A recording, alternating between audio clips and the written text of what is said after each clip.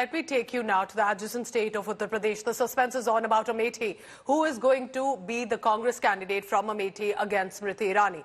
But there was in the Congress headquarters, in the Central Election Committee, there was a meeting last night, and we have some exclusive scoop for you. Sources have revealed to India Today that Congress's UP Congress unit proposed Rahul Gandhi from Amethi and Priyanka Gandhi's name from Rai Bareli. This was a proposal sent. All the other members of the CEC, including the UP Congress in charge, agreed to the proposal, but President of the party, Mallikarjun Kharge, will take the final decision.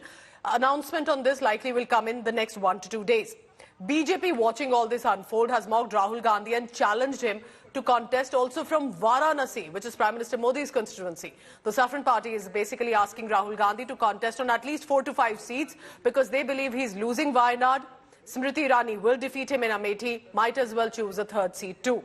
Ahead of filing nominations from Amethi, Union Minister and BJP candidate Smriti Irani was at the Ram Mandir in Ayodhya, seeking blessings from Lord Ram ahead of her nomination and a very high-stakes survival battle.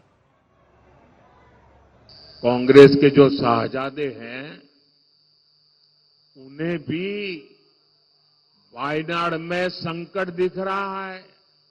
अब जैसे इन्होंने अमेठी से भागना पड़ा, अमेठी छोड़ा, अब मान के चलिए वो वायनाड भी छोड़ेंगे।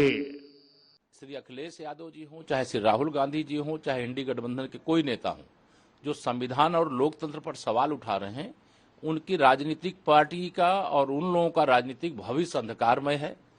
वह स्वयं समझ रहे हैं कि 2024 में माननीय नरेंद्र मोदी जी के नेतृत्व में भारतीय जनता पार्टी की प्रचंड बहुमत की सरकार जो बनने जा रही है 4 जून को, उसके आने के बाद इनका राजनीतिक अस्तित्व संकट में पड़ जाएगा। देखिए, पहली बात तो यह है कि कोई कहीं से भी लड़ सकता है, उसमें मुझे कोई दिक्कत नहीं है। लेकिन रायबरेली और अमेठी की जनता लीडर चाहती है, रीडर नहीं चाहती, लीडर चाहती है।